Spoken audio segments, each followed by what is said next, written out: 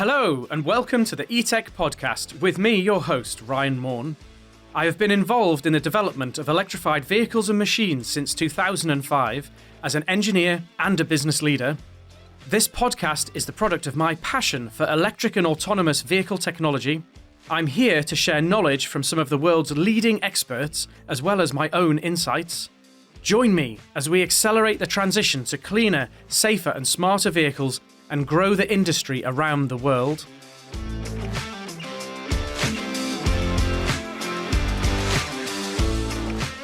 In today's podcast, we've got a really exciting show lined up. We've got James Carter, who's an expert on mobility, future mobility and electrification. James is based in Canada. He's really been in the automotive industry for many years, and he's a real expert in terms of future mobility. James and I had the opportunity to have about an hour. To be honest, we could have gone on all day talking about everything from electric vehicles, autonomous vehicles, electric trucks, buses. It's fascinating, really fascinating conversation. Really interesting to hear what James had to say and what's happening over in Canada. So without further ado, we'll go to today's podcast. Okay, so today is really exciting for me. I've got the opportunity to talk to someone called James Carter, who's based in Canada. I'm sitting in Europe, James is in Canada, so provided all the technology works, we're going to have a discussion about what's happening in transportation, about what's happening in Canada and Europe with electrification and automation and smart cities and all sorts of really interesting stuff. So James, could you just tell me and the podcast who you are and what you do? Yeah, for sure. Firstly, Ryan, thanks very much for having me here today. It's a pleasure to be here, and wonderful to be talking about future mobility with you. So that's great. No problem. Thank you. Thanks for joining us. So, firstly, a little bit about myself. So I worked for Toyota across several different places for 19 years, Australia, in Japan, and then in Canada for between 2005 and 2015. So my background is a long career in sales and marketing and operations with an OEM, and this is the sort of experience that you gain a real transport background into manufacturing, to how sales and marketing works, and how automotive applies to the world. And when I left in 2015, it was really interesting because, I started to find that as we moved into this new concept of, what we might call new mobility, we saw all these ideas of transportation, which in the past have been really quite different industries, are really starting to come together, whether that be public transport or even cycling or even trucking, or all these other different sectors are really becoming part of this one big transportation melting pot, as it were, almost like a super industry. So that's for me what really makes this industry so fascinating. And when I left Toyota, I started my own consulting company called Vision Mobility. And what we do is we have three core areas within the business. Firstly, we do speaking and consulting. So that would be going to different companies and advising them about what new mobility looks like, what is going to be the impact on their company in the future. So what we've found is when we've gone to different organizations, we've found that mobility touches almost every organization. So we can go through and understand how this idea of future transport will start impacting them personally, whether that's in the automotive aftermarket, who I did a lot of work with this year, or whether that's in new construction of large-scale land developments. So, right. So the idea of how autonomous or how electric will affect them is quite profound. Yeah, there's huge changes coming, isn't there? I mean, the aftermarket is going to be very disrupted by electrification and autonomy. Massive changes there, and city planning, town planning, even some of the simple stuff. We find over here there's kind of at that planning level and cities and kind of builders, what seems obvious to people in the space, it's still a long way away. Is it the same in Canada or? Yeah. Yeah, absolutely. That's one thing that we'll certainly discuss with different companies that we're consulting with. Perhaps the other big one that I should mention, is dealers, and the way I think that we'll buy our mobility in the future is going to change quite dramatically from the way we purchase a vehicle today. So, going to different dealer groups and speaking of that subject to dealers about how their business will change over the next 10 or 15 years is certainly something that has affected not just Canada or the US, or will affect Europe and other countries as well. So that's the first part of the business. The second part is research. I partner with Curiosity CX and Dave Fish down there. We do the annual mobility study. We're coming up on the third annual revision this year.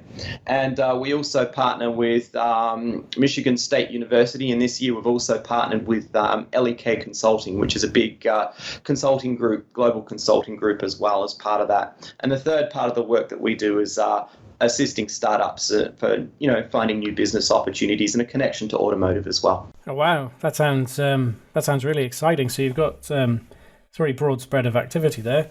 Yeah, there's lots going on, I tell you. And I guess in the last couple of years, it's changed massively in Europe.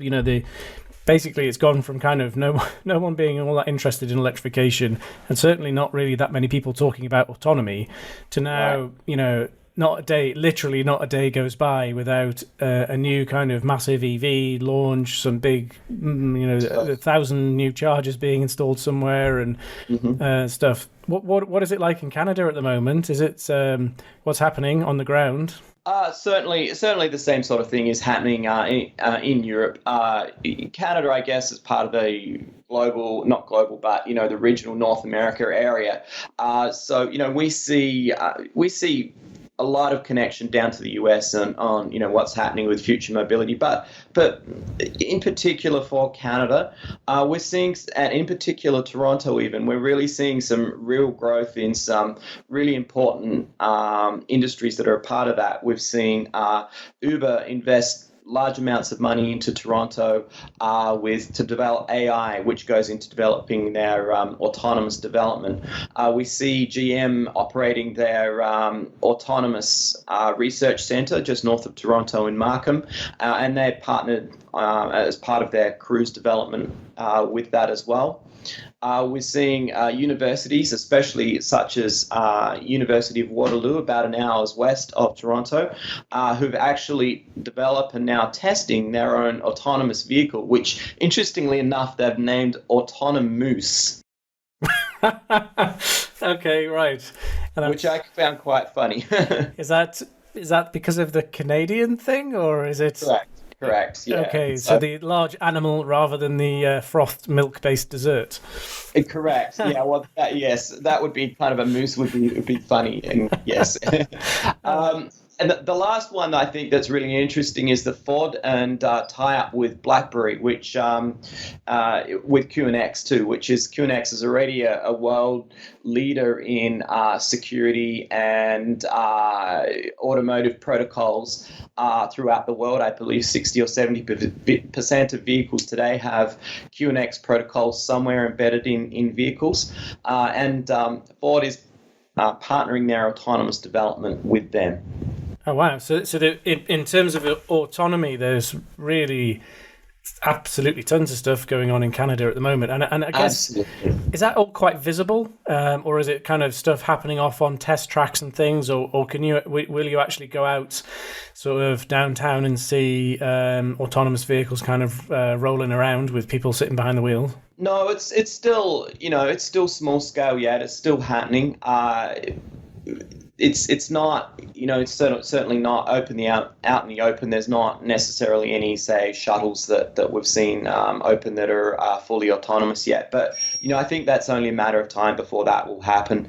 I think, the other thing about Toronto and Canada in particular is the proximity to some of the big development centers within the US, such as particularly Michigan, which big hub of automotive in the US, and again not too far from other US technology leading areas such as Boston, which is a robotics pioneer. So yeah, Canada's always been. I've always kind of envied Canada with the science and engineering base there. There's very right, lots and lots of science and engineering stuff happens in Canada, doesn't it? Connected totally. down into North America. Right.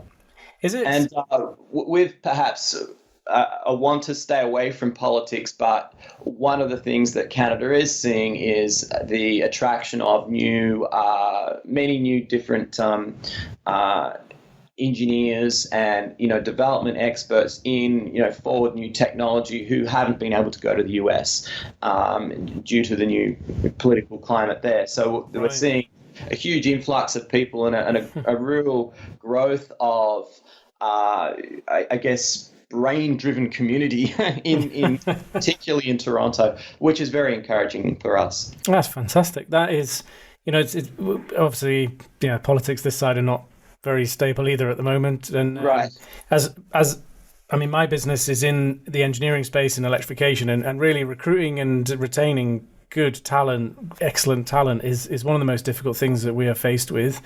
And you just wish you could shake the politicians and say, you got to make this place attractive for people globally to come to. You want the best and the brightest here, and they just don't seem to get it.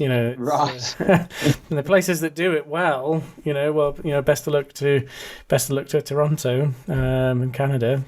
Is it? Yeah, so that's been a real positive. At the kind of political level, at the government level, is there much discussion about, the changes that are needed to the regulations to allow autonomous vehicles to run on the road in Canada? Is that a big topic, or is it just kind of sort of happening in the background? Yeah, no, totally. There's lots going on with that, both at the provincial level in Ontario, where I am, which is Toronto, and also at the federal level. So the federal government and the Senate actually ran a very big inquiry that was released last year about what are the future impacts of new mobility, particularly autonomous, and started to identify different sectors of the economy that would both benefit strongly and both ones that would be impacted negatively. I know the automotive aftermarket was contributing as part of that, saying, hey, we want to be part of this. We want to make sure that, there's communication protocols from OEMs that don't lock us out, and et cetera. So there's definitely going to be some big positive impacts, and there's going to be some big negative impacts too on the future of mobility. However, I think, if we step back, and look at new mobility and new technology from a 30,000-foot view, what we find is that new technology always generates more economic value, more jobs, more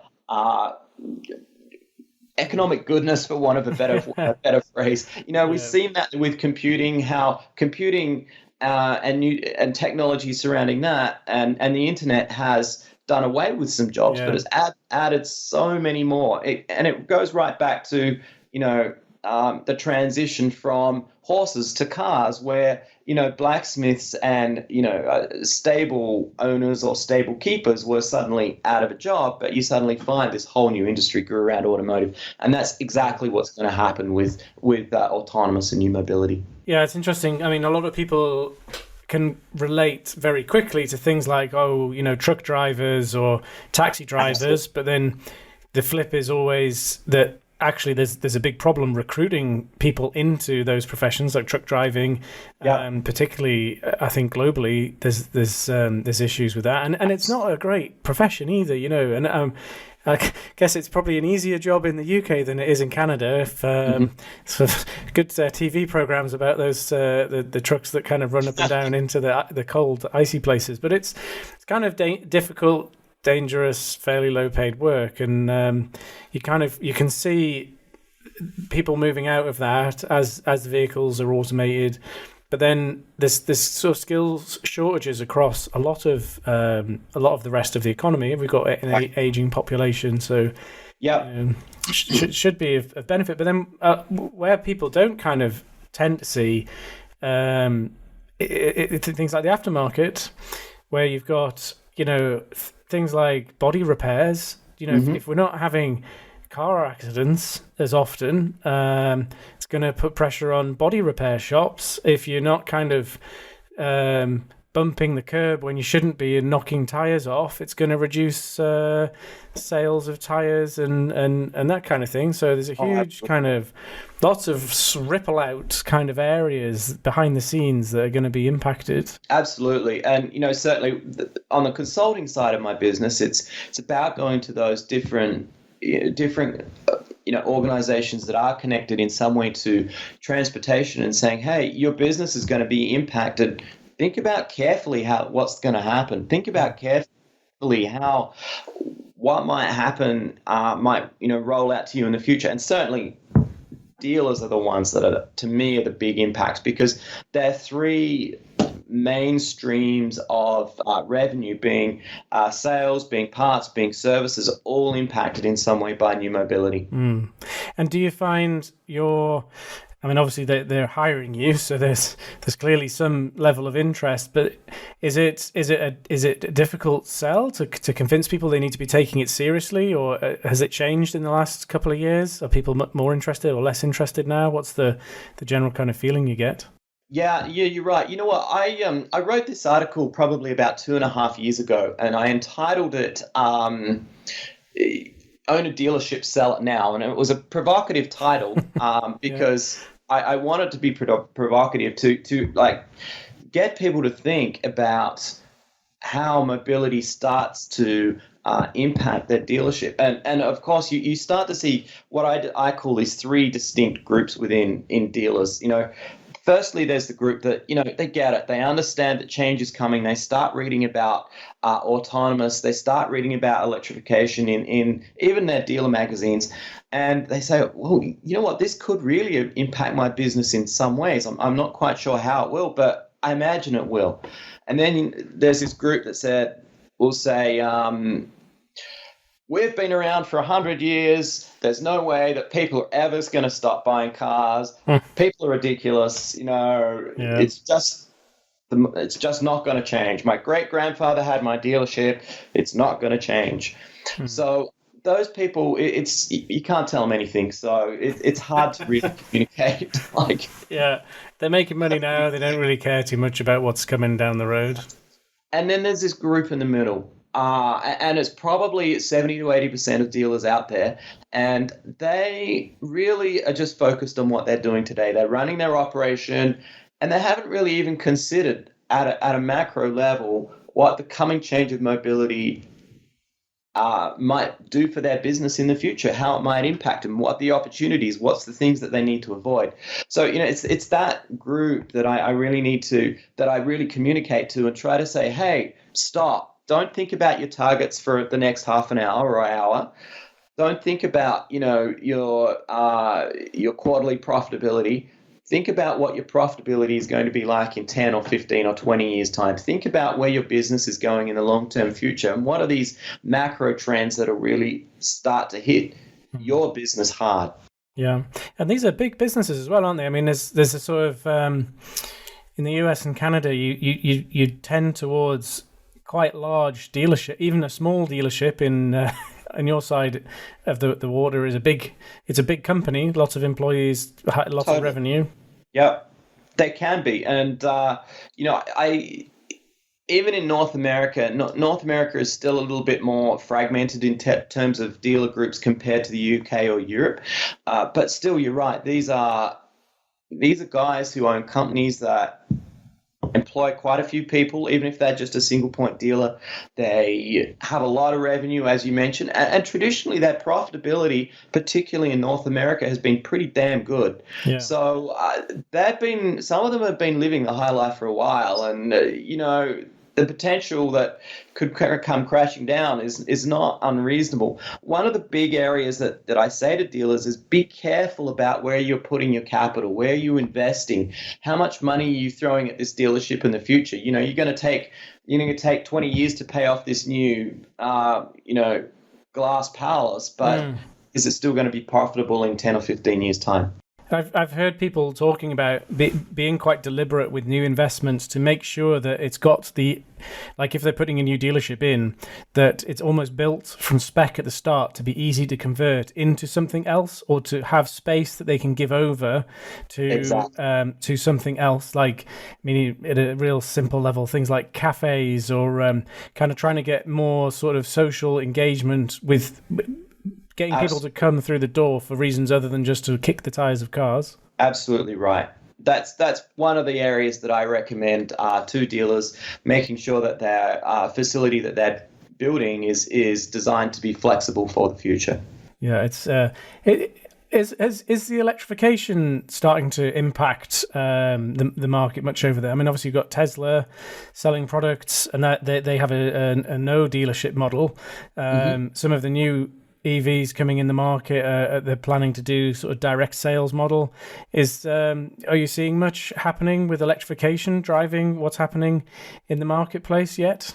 Yeah, certainly. Electrification, the growth of electric vehicle sales is certainly on doing very well here in Canada. A lot of that just recently has been driven by the success of the Tesla Model 3, which has sold extremely well. I would say that if you look at across provincially, there are some provinces that have been doing very well, and there's some that's going to have some challenges. If you take, the three big ones being Quebec, where Montreal is, British Columbia, which is where Vancouver is, and then Ontario, where Toronto is.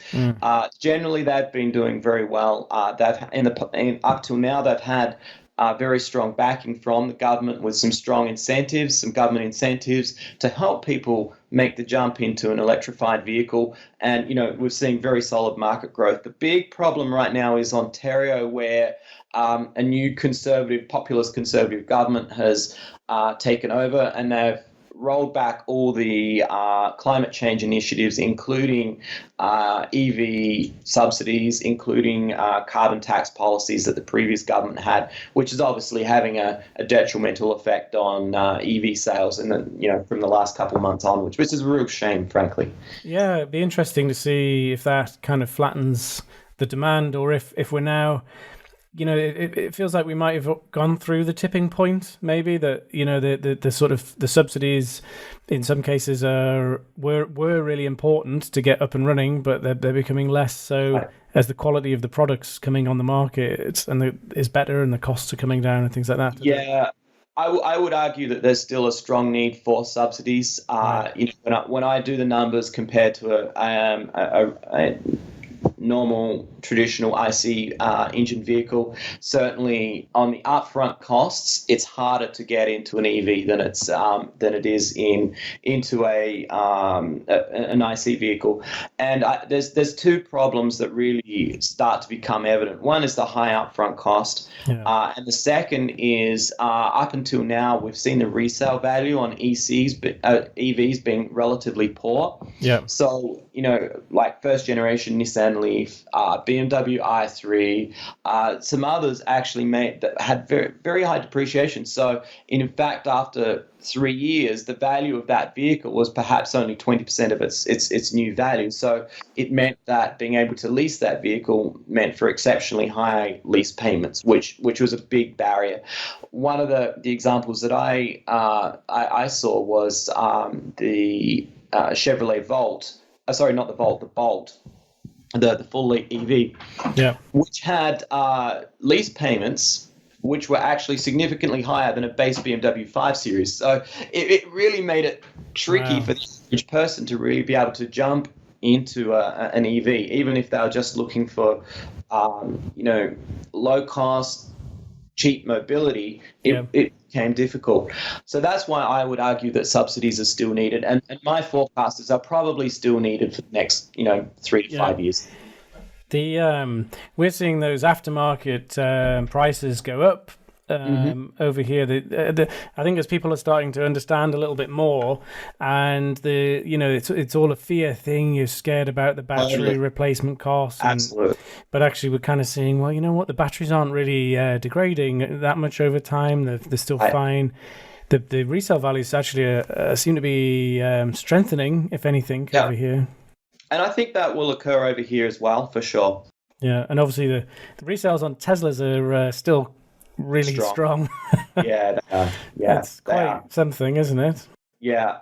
I think the other thing that we're seeing is, Tesla's really caught the public imagination in terms that people who've got a little bit more money or a lot more money, they're actually going, well, I want to play my part, in my own belief that the environment is important, and I want to make sure that I can do what I can to reduce my emissions or to, be as environmentally friendly or be as concerned for my city with its air pollution as possible. Yeah. And those people start voting with their money, and they're buying Teslas for that reason, because they're captured by the brand and they're captured by the fact that they've got a great car that can really make a statement about what they believe in and who they are about. So I think that's one of the reasons that you're starting to see people with more money start to go towards Tesla. Tesla Model S being the by far the number one large luxury sedan in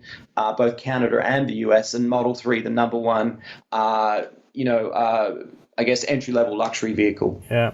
In both Canada and the US. It is a big something that we often talk about here is very cost is important for a lot of people when they're buying a vehicle. Mm-hmm. Like, you can't get away from that. For a significant chunk of the market, the cost is important, but actually for another significant chunk of the market, it's not. They're buying for lots of other reasons. They're buying for brand values. They're buying for handling. They want the ultimate driving machine. Yep. They want the ultimate off-roader.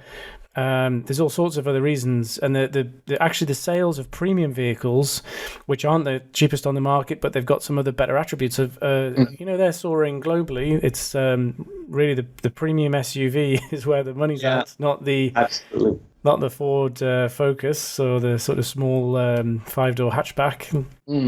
Now, I will mention something that's extremely important about electric vehicles that we should be aware of, and that is the cost of operation compared to an IC vehicle is always much lower.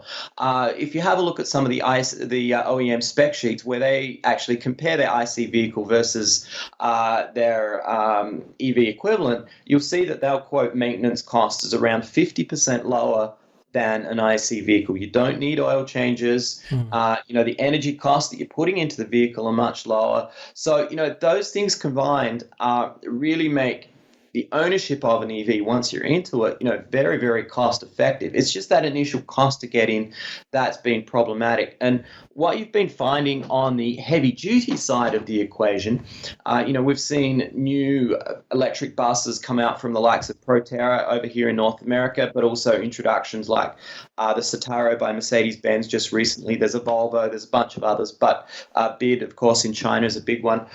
But what we're seeing is that although the upfront cost to purchase that vehicle is much higher than a diesel, the maintenance cost on the ownership period is far, far better. So what you're seeing is the sales guys on Proterra will come along and say, hey, I know my bus is much more expensive to buy initially, but if you consider over that lifetime 10 or 15 years of ownership, you're way ahead. So buy our bus.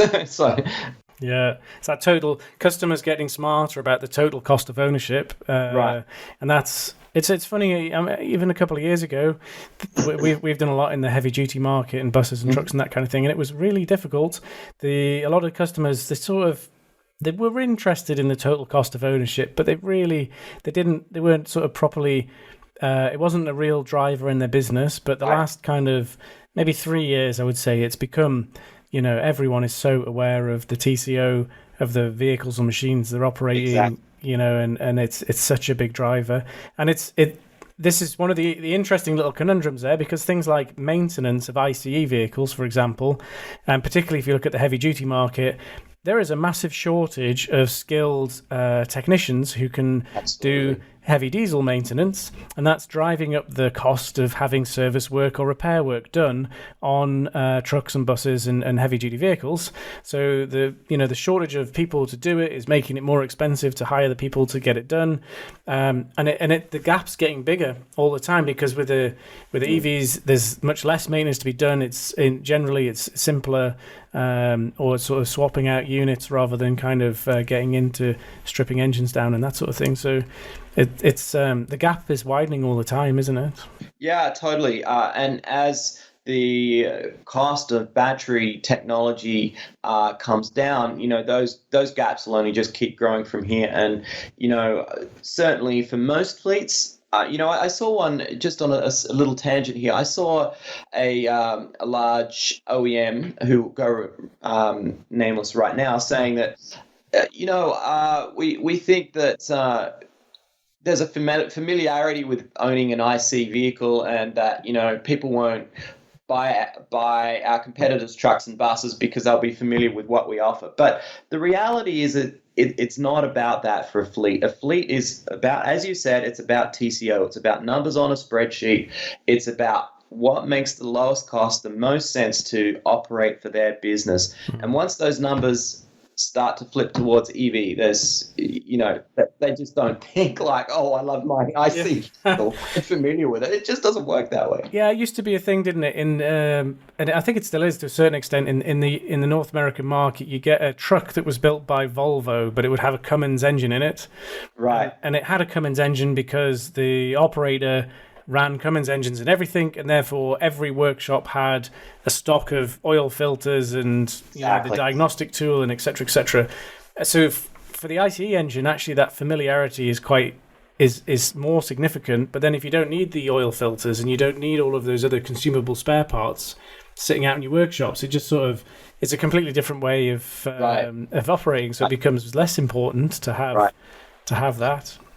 Well, I was actually talking just recently with a client who's a big logistics company, and they were saying exactly the same thing. Was right now, across the world, they have different vehicles in different areas for different reasons, such as emissions, such as size or whatever they need. But the problem with that is that there was a lot more complexity that they need to get by and being able to run and maintain their vehicles. So what they are very much looking forward to with electrification is the simplification of the maintenance and the simplification of running the fleet. Pulling complexity out of their fleet operations is money in the bank for them. Yeah. There's no need to tie up all those spare parts and cash in materials and things in different workshops around the place. It's a big driver. Of course, are you really starting to see electric kind of buses and trucks and things on the road in Canada? It's still early. We do see hybrid buses quite common, but obviously that's still IC. We are seeing transit companies starting to do trials. Just recently, I know that the Toyota Transit Commission, the TTC, just purchased 30 electric buses. We've seen the same occur in both Vancouver and also in, I believe, Saskatchewan. They actually bought some as well. So we're starting to see the initial stages of rollouts and trials and things like that happening. I would say we're kind of half a step behind the US, where a lot of the transit authorities in the US have completed those trials and are now actually fully rolling out electric buses, particularly from Proterra, which is a US company that's doing very well down there. Ex-Tesla guys. Yeah, they're rolling out in kind of numbers of units now. Oh, big numbers, yeah. It's always, we have these kind of the smaller, 15 here and 20 there in Europe, or maybe 100, 200. But it kind of is dwarfed by the, city of wherever in China rolling 10,000 out or 15,000 out. So it's a completely different scale of change going on over there. Yeah. What's it like in around you in terms of public charging infrastructure? Is there a sort of coherent strategy in Canada for public charging, or are you kind of, you've got the Tesla stuff they've done their thing, and is there anything else? Is there things happening with recharging infrastructure? Yeah, certainly there is. There are government strategies out there to do it. My personal view is it's been a bit incoherent. I don't think perhaps the introduction of the new Conservative government here will at all help that strategy move forward in Toronto here, but however, there's been in Vancouver a much more consistent strategy and rollout of chargers. However, as a friend of mine noted over there, it's still somewhat inconsistent and somewhat bitsy and not particularly well thought out, especially compared to the way the Tesla supercharger network's been rolled out. And that's actually a very consistent story, not just across Canada, but across North America as a whole. And how important do you think it is to have the charging infrastructure? I mean, it's sort of, there's a debate there, isn't there? Because now the batteries are getting bigger. There's less need to charge as frequently in normal use. Is it? And obviously the thing that you guys have got in Canada is much higher proportion of off-street parking to households than we might have in Europe. So is it a big thing that needs to be kind of tackled, or is it just one of those things that's going to kind of work itself out and it's not such a big deal? Well, I think that is, a point that you mentioned is that, yes, there are percentage-wise, there's probably is higher amount of off-street parking and, household parking where you can, plug an electric vehicle in.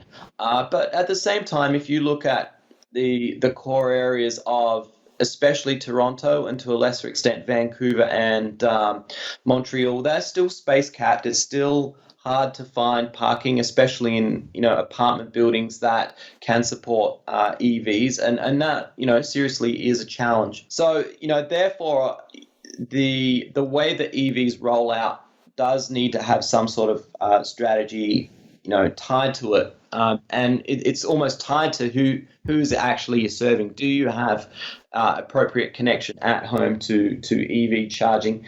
And I think that's going to be one of the drivers that people will have to think of going forward. And really, people need to have a convenient place on where they can charge. Like, if you have a moderately fast charger that, say, reduces charge times down from 6 hours down to 2 is still a damn long time just to be sitting around. So it needs to be convenient to somewhere, to whether it's their house or whether that's their work or somewhere, they can get some juice into this vehicle. Because the kind of the converged nirvana is the autonomous electric car that just takes itself away and is charged up somewhere else. So you don't have to worry about off-street parking or anything like that.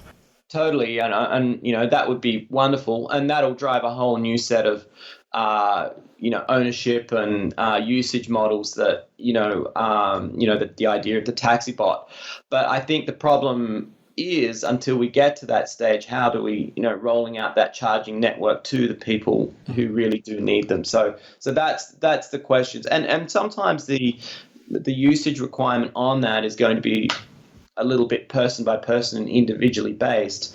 But the core of it is that for electric vehicle ownership to really work, you need to have easy and convenient accessibility to charging. It'd be interesting.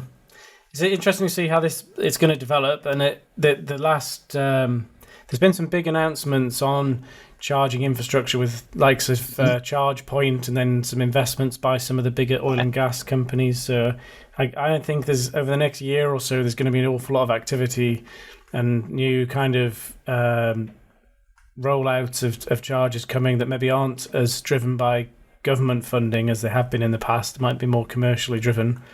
I think that's true. But I think what's important to understand is that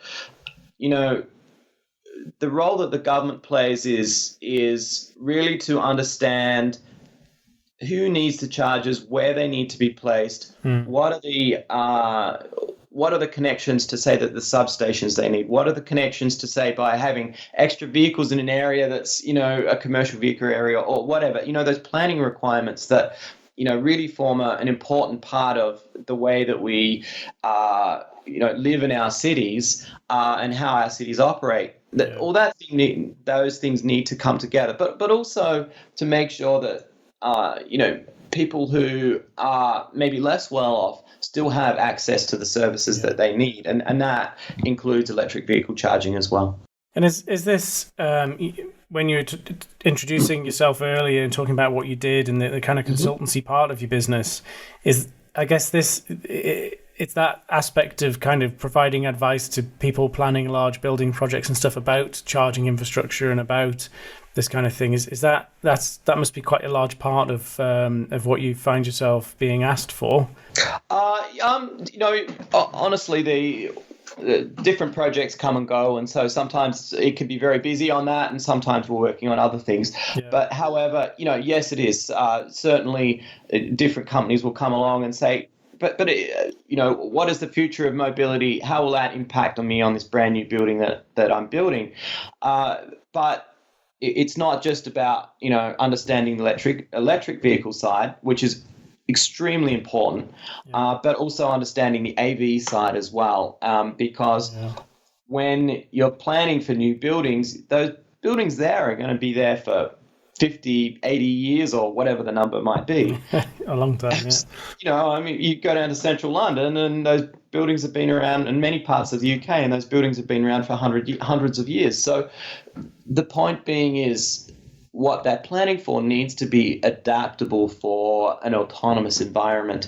And I think that's one of the key things that really land developers are starting to key in on message now about how does this really work for me? How does this interact? So what's your I'm fascinated by what's your take on where we're at with autonomy at the moment and when we're likely to start kind of really seeing it take a hold? Where do you think it's at? Yeah, so we actually do volume forecasting for both EVs and AVs as part of our business. And, one of the things that we're forecasting is for general light vehicles, we generally try to focus on level 4 and level 5 autonomy, because that's the real change point. That's the real change where a driver isn't needed. It can go most places under level 4. Of course, it's capped within a geographic area. Yeah. But it really does drive this idea of this taxi bot, this vehicle coming along and picking you up and taking you wherever you need to go.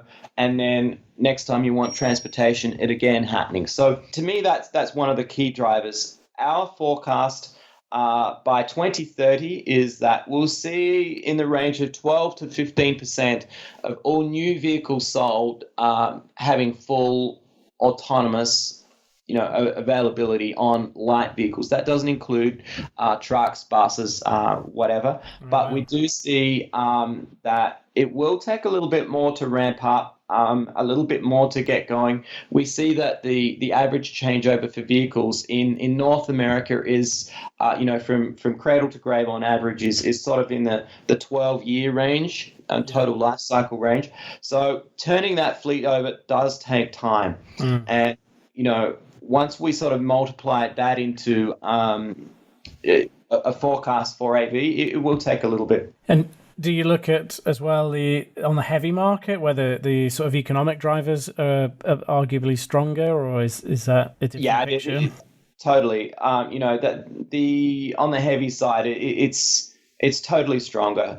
However, the development does need to take place. It does need to make sure it's very close to foolproof. Yeah. And that accidents can not just be avoided at the rate that they currently are, but much higher rates above that. So and when you're talking heavy vehicles, any problem causes multiple destruction. Yeah, so there's some crazy statistics over here on if you look at deaths on the road. Unfortunately, the huge percentage of them are basically but essentially, if you have an accident in a passenger car where it's passenger car on passenger car collision these days, most times you're walking away from that, with a few bumps and bruises and cuts, but that's sort of it.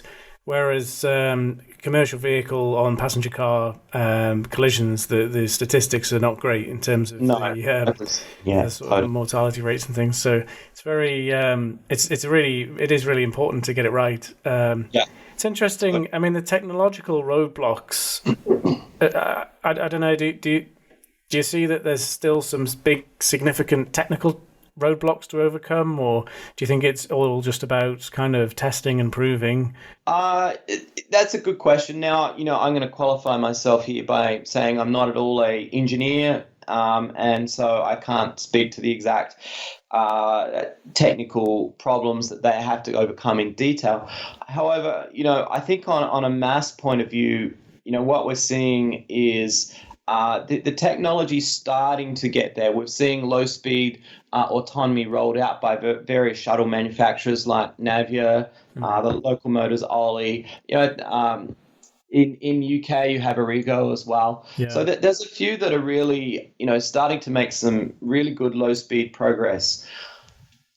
I think, without doubt, the leader in this space is recognized as Waymo. They're about to start commercial operations with their Chrysler Pacificas, and they've already got a huge fleet of vehicles out there right now. So, without doubt, autonomy is happening, and it is going to be driven initially by that, passenger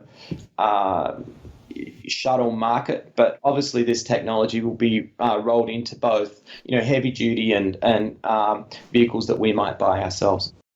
Yeah, it's in the passenger shuttle does seem to be where the attention is at. It's an interesting kind of the impacts that then will have on things like scheduled public transport, for example.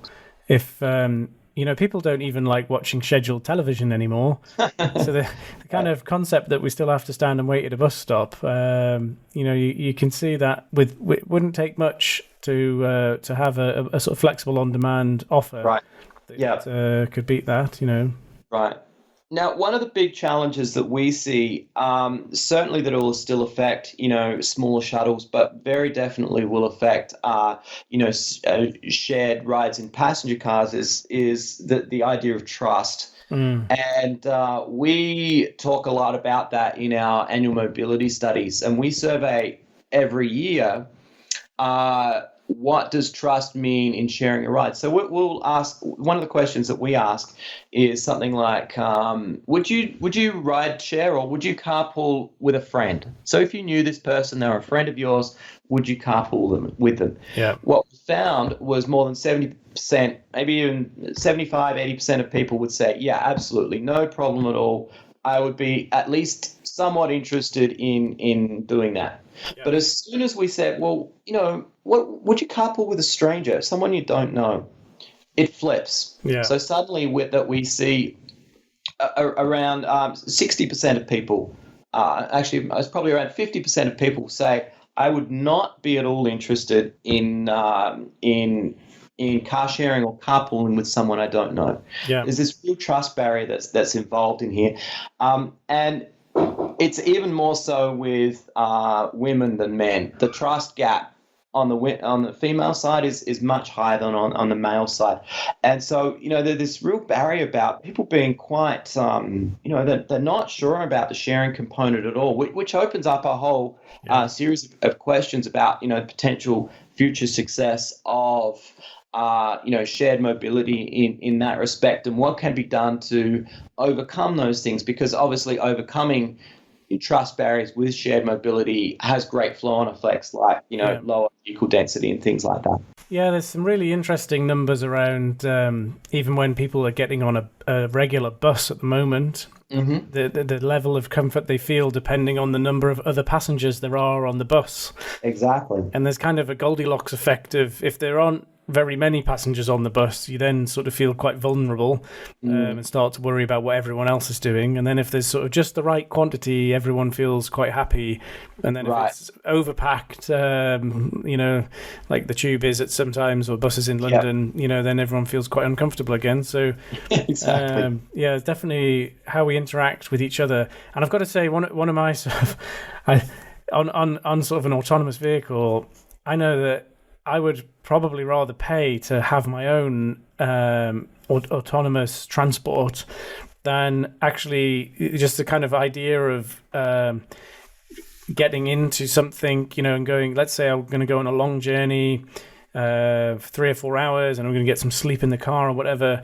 Actually, I feel much more comfortable with that being my vehicle that's sort of got my germs in it, and rather than kind of hailing something and then I know some people who've been in car clubs where they've had some. One of the big issues is the condition that people leave cars in car clubs for the next person to come to, and I can imagine it's possibly worse. Basically the problem is people, right? That's that's right. I think that's one of the things that we're very much interested in is the private versus shared mobility space, how that will grow and where that will grow.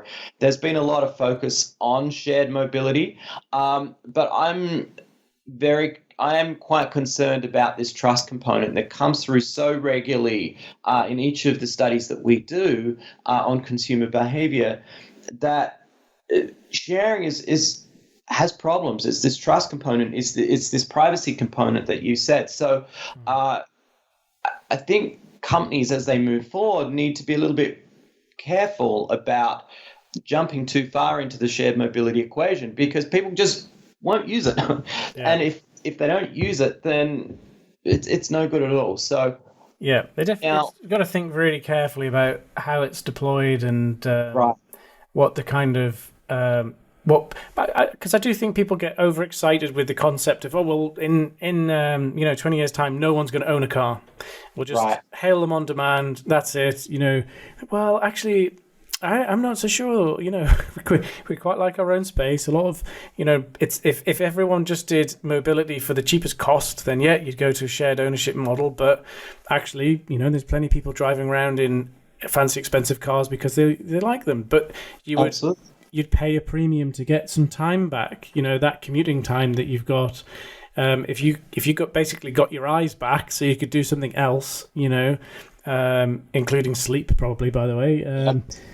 There's some real value in that. So how you use the space is really important. And if you had a vehicle that you had to pay a premium for, but you could sleep in because you were the only person in it, or if you were then had to share with people who you didn't know, there's lots of you wouldn't sit on a packed bus with your computer out doing catching up on your emails, or you're sort of careful about what you do. So there's all those kind of interactions between people, and what the real point is. It's not the race to the bottom in terms of what people value. It's what they get out of the time. Time's the most important thing. So if it's cheap, that's one thing, but really it's the value that we attach to the time that we've got, isn't it?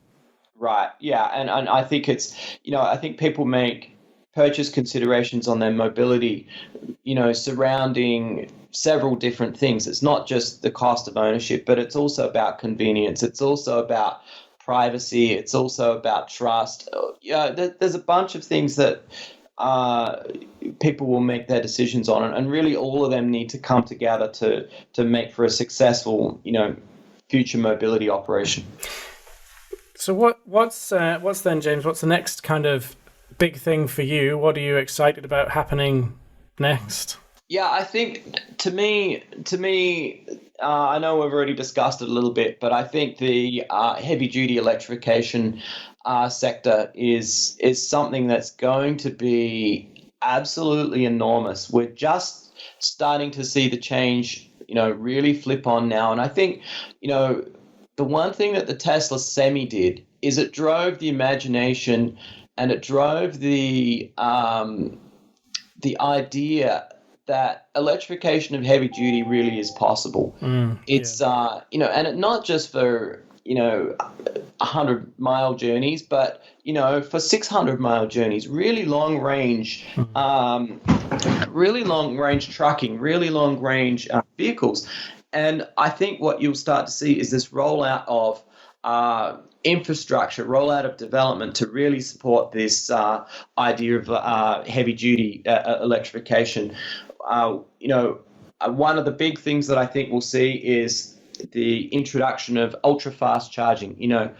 I think one of the fastest chargers that we'll see today might be in the 500 to 600 kilowatt range, but we're seeing new groups within the US, groups like EPRI, groups like Charge It, based in Europe, all coming together to start to determine what these standards for these ultra-high capacity electrification is and charging is. And it's not just 1 megawatt. These guys have got roadmaps right out to 4 megawatt charging. And, 4 megawatts is the equivalent of, 10,000 homes. It's crazy. The numbers that they're thinking of. That's a big cable. That is one hell of a big cable, yeah. But also thinking about what's the charging infrastructure that you need to support that. Because when you think about, a traditional charger that has a cable, it has to be bendy and it has to be relatively light so a person can, pick it up and plug it into a vehicle. There's no way known to mankind that that's ever going to support 1 megawatt or 3 megawatts or whatever's going to be needed. It needs to be something that is not hand operated, does not have human factors in it, and it needs to be able to figure out where the vehicle is and plug it in. So, this move towards robotic technology and automation of the charger is something that I think is going to be very important. And of course, for that much charging capacity, they're going to need battery storage on the grid side of things as well. Absolutely. And I think that's the other component is how, if you're just running a normal charger, then you start creating demand spikes, which become very expensive for the users. So obviously, the battery storage is then able to equalize that load out. Well, on that, so in heavy-duty vehicles, one of the things that people are talking about is fuel cells. Where are you on fuel cells? So I think fuel cells, to me, hydrogen is problematic because the science just does not support a case as well as pure electrification. If you consider an electric into a hydrogen storage medium and then electric out through a fuel cell mechanism, the losses in energy are quite high. So you only get about 30% in of what 30% out of what you initially get back in that conversion process, and that energy wastage is really not something that I think people are going to be particularly interested in. And to me, the definition of where hydrogen and fuel cells is going to be acceptable basically will depend on the future access to electricity. So if you're going somewhere that's remote or that there's certainly not a plug that's going to be available or convenient, shipping, aviation, ultra long distance hauling in remote areas, mining, those sorts of things. They're the natural areas where hydrogen is going to really play a much bigger role in future mobility. But as soon as you got somewhere that's got accessibility to a plug, then things start to become a lot harder for hydrogen. And I really believe that Tesla Semi has really opened up the possibilities of electrification where fuel cells may look to have had an advantage in the past. Yeah, it's the art of the possible. That we do sometimes talk about the Tesla effect here, which we've definitely we've got a lot to thank them for. So it's, totally, it's exciting. It's a really exciting time to be in our industry, isn't it? Absolutely. It's a fascinating space. I got started working for Toyota in 1996 because, I loved cars and I loved the industry. But, even in the, 20 some years since then, the industry in the last 5 years has grown far more fascinating, far more interesting, and the development and the future change is just far broader than I would have ever predicted 20 years ago. Yeah. Well, I think on that, we'll wrap it up because we've pretty much run to an hour. So it's been fascinating, James. I think we could continue all day, actually. But thanks very much for taking the time to do this. It's been really, really interesting. Thank you. No problem, Ryan. Thanks very much for having me. It's been great to talk to you, and looking forward to talking to you again soon. Brilliant. Okay. That's today's podcast. Thank you very much for listening. It really, really would mean the world to me if you could leave us a rating or hit like and a comment, depending on which platform you're listening to us on. Don't forget to subscribe to the channel. And also, please, if we brought any value to you at all, please do share it with your friends. The more listeners we get to this podcast, the more people we can help learn more about electrification and electric vehicle technology and how it works. Okay, we'll be back soon with another podcast. Thank you.